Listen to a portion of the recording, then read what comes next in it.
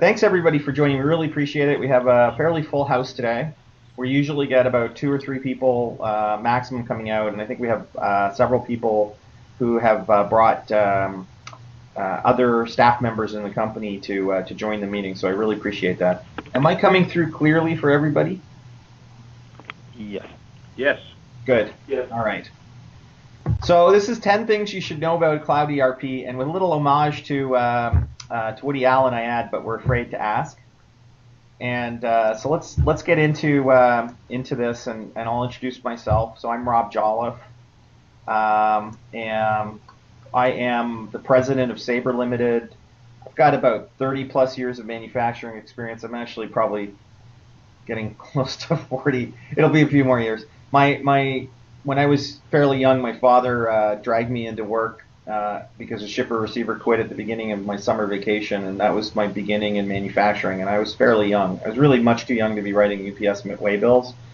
I ended up going into engineering at University of Toronto, focusing on manufacturing. I have spent a lot of time developing my skills in Six Sigma and Lean, particularly in the past 10 years, and I've really focused on Lean, Six Sigma, and also theory of constraints, which I don't list here, but I've spoken at Apex several times on theory of constraints for different local conferences.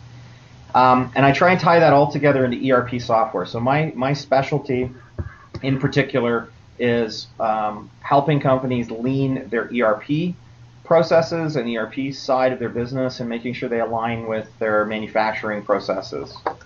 And I'm really excited because I've got somebody on the call today who's from probably one of the poster childs of lean implementations in the Kitchener-Waterloo area. So I get a lot of questions a lot of the time about Cloud ERP from business owners, manufacturing people, people in the IT field, or our customers who are looking at doing IT upgrades. And so what I wanted to do is I wanted to sort of start nailing down what these questions are and giving my answers to them. So question number 1 is, what is this cloud thing? So here's my answer. Cloud is to IT what the electric company is to the vice president of electricity. So we don't know what the vice president of electricity is because we don't have them anymore. But if I went into Kaufman Shoe Factory in Kitchener in around 1910, they would have had a large steam engine that ran belts that drove all the equipment in the factory because everything was driven by mechanical power, but they had retrofitted it and put a DC power generation on it, and they'd run electricity to the different machines in their factory, and they had a vice president of electricity. And if I was a sales guy from Ontario Hydro and I walked into the room with this vice president of electricity and I said, you know, I'm from Hydro, I want to sell you power, he would say, absolutely not. I don't want anything to do with this. I don't trust having my electricity generated elsewhere. We have full control over it. It's cheaper for us to do it ourselves. Why would I ever buy electricity from a company like you? If I were to walk back in the same company in 1935 and I were to work for Siemens Westinghouse and I were to say I sell DC generators to companies that want to make their own on-site electricity so they can run their equipment, whoever I was talking to, the operations manager probably would tell me I was out of my mind and that they buy their power from Hydro, and why in God's name would I ever generate my own electricity on site? That's crazy. Nobody would do that. So over the course of the next 20 years, I expect something very similar to occur with IT and the cloud. I think IT is going to become what you get, your local IT, the things you use on your site are going to be the equivalent to what we have transformers and power distribution and electrical outlets in our buildings now, and we have electrical things, lights and such that need it, but we don't generate our own electricity. And I think that's pretty much where IT is going. The computational power is going to be moving more and more into the cloud, and very, very few companies will do it locally. But we're in the middle of that transition, and we're in the early third, I would say, of it, and it'll be another 10 or 15 years before it's really completed. So question 2, I get this a lot, is how do I back this up? How do I make sure I have a hard backup of all the information that's up in my cloud? Because what happens if my cloud provider crashes? So here's my answer to that. So let's look at just Microsoft Azure. And Amazon or Google or VMware or Dell or any of the companies that have cloud will be similar, but Azure is one of the really big players. So these are all their data centers. And this does not include the 2 new Canadian data centers, one in Toronto and one in Quebec City. This is slightly older power. So these data centers are connected with unbelievably high-speed connections between them. So Microsoft large enough that it might have its own geosynchronous satellites that are completely dedicated to transferring data between these systems. They cost about $500 million to build. They have, in this, I believe this average size of 28,000 square meters, you have to multiply by that by at least 10, so they're at least 300,000 square feet. I've heard that some of them are over 1 million square feet. They generate power, 16 megawatts of power themselves. So they actually have on-site gas power generation. Within the sites, inside those 28,000 square meters, there are multiple servers that are physically, geographically separated from themselves internally to the site. And your software or your computer, your cloud is co-located in multiple locations inside that site, all being mirrored with each other. And generally, we upgrade our customers for a few dollars a month so that their sites are also geographically synchronized between 2 additional sites. So we might put them in the North Europe data center, the East US, and the West US. So if the comet were to hit the UK or Brexit or whatever blew it up, your data would continue to exist in either the US West or the US East, all mirrored and simultaneously updated in real time. So then I ask my customers, what kind of backup do you want to do? Question 3, what about hackers? So, to understand what hackers are, you have to understand how they get into your system. And hackers get into your system through something called a firewall. So the internet is sitting there and it's doing its thing, and there's millions and millions of people and kids in their basement in China or in Russia or in Seattle or wherever they are that are hackers. And you have a firewall, and then inside, on the other side of that firewall, are all your computers. So if we look at what you have for a firewall, you probably have this kind of a piece of equipment. And if we look at what Microsoft has for a firewall, it probably looks more like this. And so at the Microsoft firewalls that are in their data centers, they will have full-time staff who are monitoring for intrusion detection. They might have a command room that looks like a war room out of a movie. They're picking up when there's unusual activity hitting it. If there's something in the software that could cause somebody to be able to hack it, they're going to try and fix the software right away, and they're going to deny that hacker by blocking their IP address, etc. This device here, unless you are constantly updating it every time Cisco releases a new patch for it, and you're right on top of that, as soon as a hacker discovers a defect in this device, they're going to go through it. Now, a lot of us are getting hacked all the time, but they're not finding anything worthwhile on the inside, so they're just leaving it alone. But sometimes they're hacking into us, and we've had many customers that this has happened to, and there's some piece of software being installed on a server somewhere that's helping try and hack into something else. And so there was a very famous case of this where there was a company called SCO that tried suing Linux. They tried to sue the people who created Linux, and hackers created software that would pop out onto our computers, and many, many people were infected with this, whose only purpose was to try and crash the SCO websites. And they very, very successfully did that for about a month and a half. They brought SCO down to its knees, who then relented and stopped suing, and then the hackers went away. But this kind of hardware just doesn't cut it. The fourth question I got is, isn't the cloud more expensive? And generally speaking, I would say no, but only if you start adding all the intangibles. If you just do cloud based on the tangible costs, the hardware itself or software, it can be more expensive. But there is a network engineering cost for most companies that's relatively intangible. There's backups. There's power. Brad and I just went through and calculated that an average server consumes about $400 a year of hydroelectricity. There's the leasing and repairing of those servers. So if you're leasing servers, or if you have to get them repaired, if there's maintenance activities. And then if you're not operating a proper facility, if you've got them in an air-conditioned closet and it's not locked up, I mean, there's a lot of costs to that. So I could keep adding these costs up. And when you take the total of those costs, cloud is less expensive because the backups are handled. The power is the responsibility of the provider. There's no repair costs. If there's a repair required, it's their problem.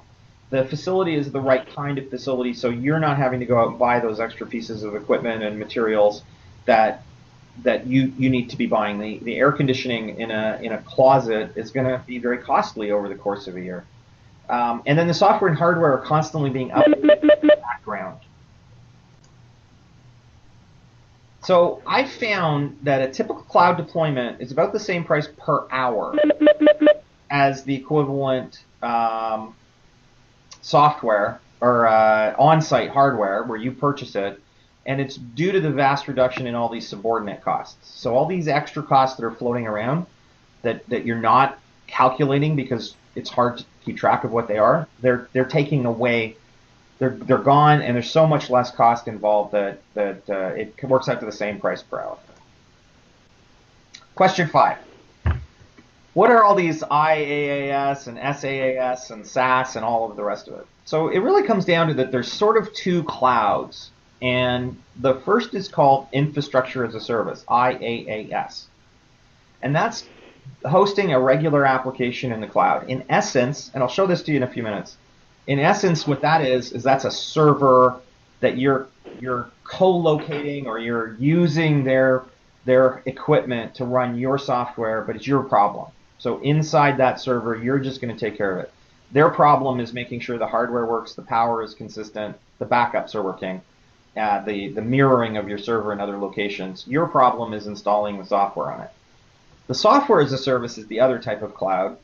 And that's more like what we see when we use Google Docs, or we're using, even things like Hotmail are technically a software as a service, whether you're paying for them or not. And in that case, you're renting the software month to month, and you're only getting the software. So you don't have direct access to the underlying server itself. You might be able to back up your software. There are people now using QuickBooks Online instead of QuickBooks. There's a lot of companies who are using Microsoft Office 365. Those are examples of software as a service. So those are the two clouds.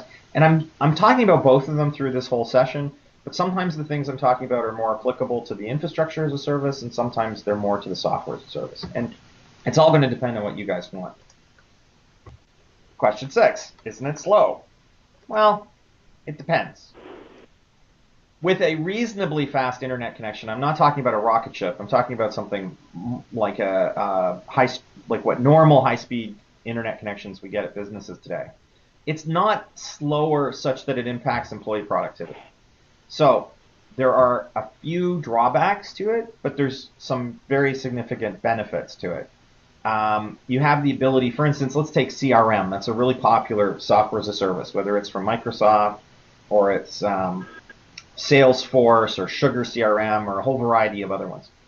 Your typical sales rep is not working in your office all the time. They're out on the road, they're working from home, they're doing quotes at home.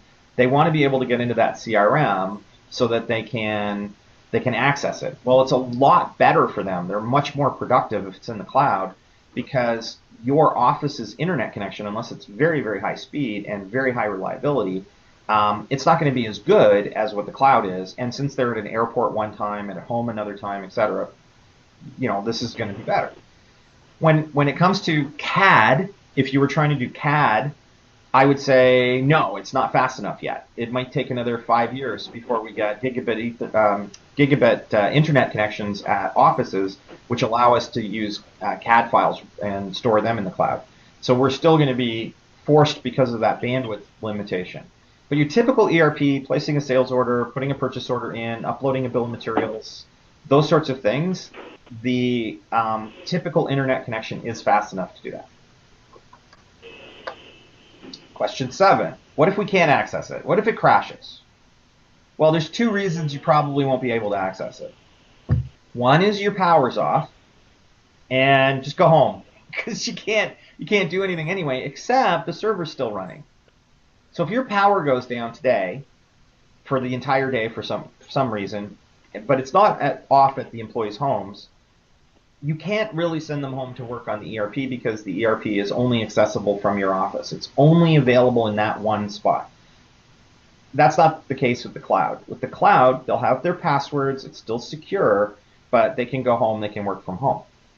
If your internet crashes, it's basically the same thing. And if we went back 10 years ago and your internet crashed, it wouldn't be a big deal. But most of our phones now are working with voice over IP. So if our internet crashes, our phones go down, most of us need our email, or we cannot really communicate with our customers and our vendors because that's the majority of our communication. So if our internet's off, our hands are really tied. You're almost better off to work from home if your internet's down, if you have internet at home. So I think the two main reasons for access problems, internet crashed or power out, they're pretty much going to limit your entire day anyway. You're not going to lose much more time because you can't get access to the ERP. Question 8. Don't cloud ERP features suck? Like, in other words, isn't it like this is for small, tiny businesses and you can't run a real ERP system in the cloud? Well, let's look at Dynamics NAV because this is the one I know the best. So these are the features that are in Dynamics NAV when you run it on a server in your own office, and they are exactly the same features if you run it in the cloud. There's zero difference between the two. If you look at the different kinds of, say, shop floor scheduling modules that are available for Dynamics NAV right now, these are both available in the cloud. So both of these run in web browser type environments as well as on a desktop. When you look at the Power BI module that comes from Microsoft, it's cloud-based anyway. So this is the kind of business intelligence that you have capable out of Microsoft Dynamics now. And the BI, if you went back 10 years ago, the BI was like $100,000 to just get an entry-level business intelligence solution. This is a monthly pay by month business intelligence solution that is so easy to use. There's a 4-minute video that I sent to a client the other day. It just blows my mind how easy it is to use the software compared to what used to be, and it's under $100 a month. So question 9, what about training? Now this only comes up when you're talking about people who are thinking about a cloud software solution that's located, let's say there's a Texas company that's producing an ERP system. There's a few of them around now. Plex is a really good example of one ERP that's cloud-based, that's for manufacturing. They're delivering their training online because it's an online solution. So there's a lot of fear that, well, I really need somebody in my office. This is just my thoughts on this matter. I would say by the 2020s, most ERP training will be delivered by web classes. People are getting more used to learning online, and remember, by the 2020s, the majority of the employees are going to be either young boomers or millennials. NetSuite has sort of started this trend towards more self-taught customers who learn online. I think that the NetSuite approach, which is not having living, breathing teachers, but rather having like YouTube type delivery, that'll work to a point, but there's also a point where you're going to need sort of a combination of that. Sabre ourselves, we use something called SkyPrep, where we've created self-paced training courses for our clients. So what we do when we're doing an ERP implementation now is we do some classroom style training, a lot of it by web, a lot of it because people don't have an 8-hour day that they can dedicate to a training. They can only set aside 2 hours here or 2 hours there. So in those cases, rather than drive in and charge the client for the time and mileage, we just do it by web, and they're getting that little incremental training. So the first couple of training days are on site, and then we flip over to web. And then people use the self-paced training to sort of cut their own costs and learn the ERP system a little bit on their own time as well. And then I think the most important thing is that the expectations have changed. If I went back to 2000, when a huge number of companies purchased ERP systems, they all looked at it as if I need an ERP that is a virtual perfect fit for my business, because if I don't find the perfect fit for my business, I'm leaving money on the table.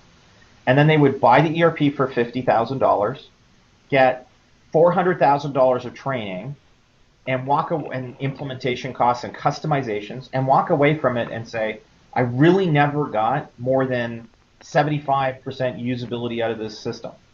So now, if you go on LinkedIn and you go and you talk to your peers and you social network with other businesses that have done ERP, everybody is beginning to say, don't do any customization, just use it out of the box, and accept that you're only going to get 80% use for it. Because if you try and go for that 100% usability and perfection, you're just going to pay through the nose and you really never get it. And we pretty much recommend the same thing with clients. You could probably get a very, very high percentage usage, much higher than what you have in your current system, by doing a really slim, simple ERP implementation and accepting most or all of the features that are out of the box. And that allows you to use it in the cloud, because then it doesn't need to be super customized. So the last question I see sometimes is, what is Office 365? Because I think this really confuses people. So Office 365 is regular Office. It's just your Office, like this PowerPoint presentation I'm doing right now is with my Office 365 copy of PowerPoint.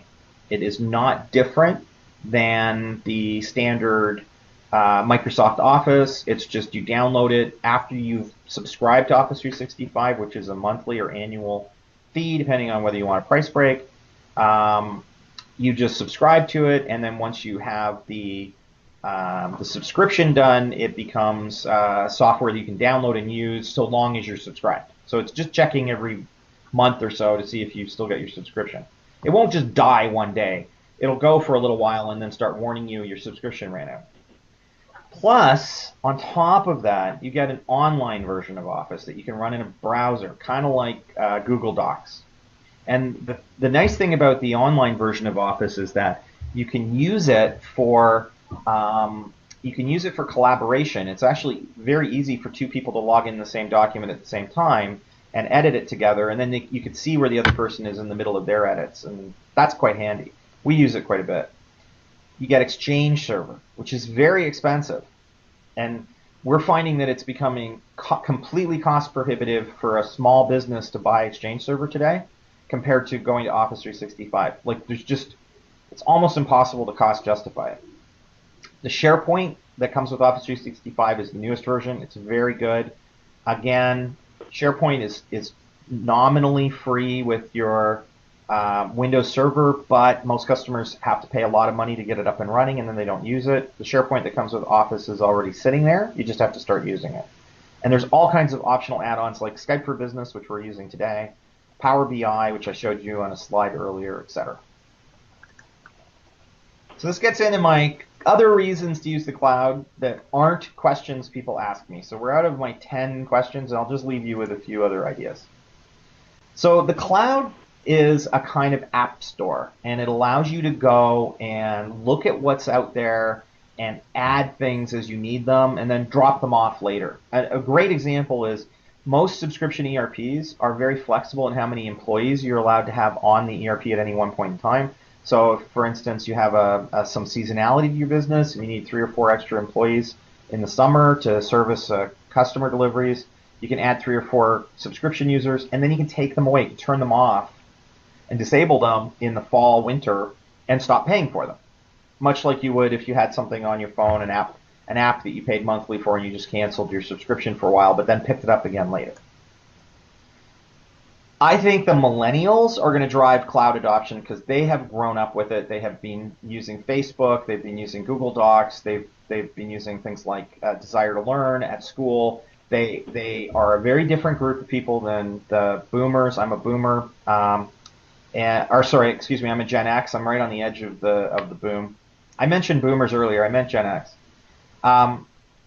The Gen Xers and boomers came from a time when computers weren't at all involved in our education or their education.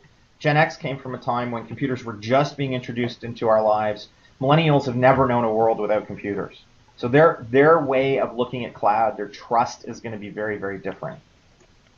And then I would say the cloud is just super flexible. And that, I think, is one of the biggest benefits of it, that you can do what you want with it. You can Make it as complicated or simple as you like. We have a lot of clients now that are moving to a hybrid cloud where they've got some of their main functions are remaining in their offices, and some of them are moving to the cloud. So if you like this, by the way, and you enjoyed it, we're going to be putting all of our events on our website at sabrelimited.com, events. You'll also find me, if you want to see what I look like. It's not pretty. You'll find some videos that I've been recording, and we're beginning to post those more often.